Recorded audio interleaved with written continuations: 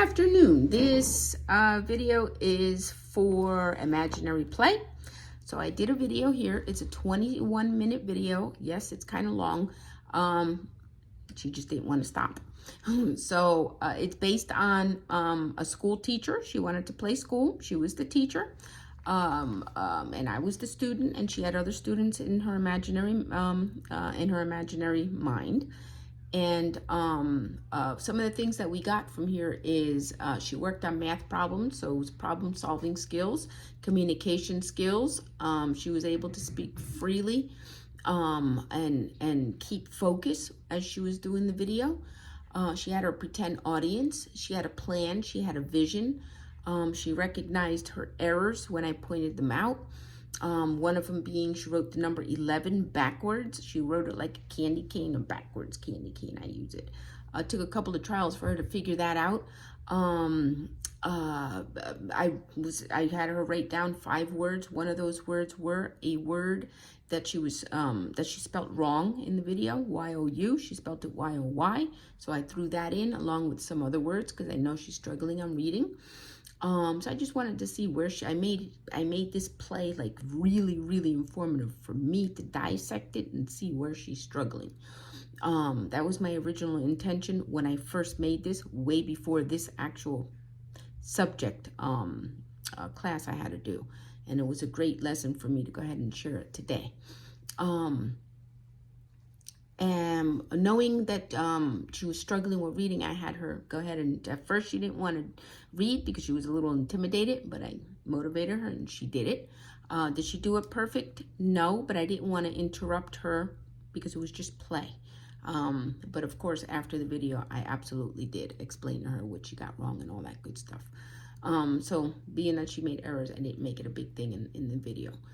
When the class was over, when a particular class was over, she called out the names for the classmates to line up. She did pretend lunch, but I had to kind of interrupt it because I didn't want it to create empty space there. In other words, where she's not really in the view of the camera so I could see what she's doing. But she did great with her imaginary friends. She drew bears, and when she drew the bears, she drew different bears. In other words, she had an imagination there. And she admitted that she liked bears. That was her favorite toy, was a bear, which is really true. She lost focus when a pen fell, but she got up and she went right back to it. She didn't lose her train of thought when she was, after the pen dropped. When she said it was art time, she introduced herself as another teacher. She gave a name. She gave an address. When she used the address, I was pretty impressed. She used like 1, 2, 3, and then she skipped 4, 5, 6, and then she skipped 7. She didn't do all the numbers all together. I thought that was pretty impressive. She's told the children to use a pencil, and she will use the marker. And that's when she drew the bears. She drew different ones, which I already mentioned that, and identified her favorite toy as being that bear.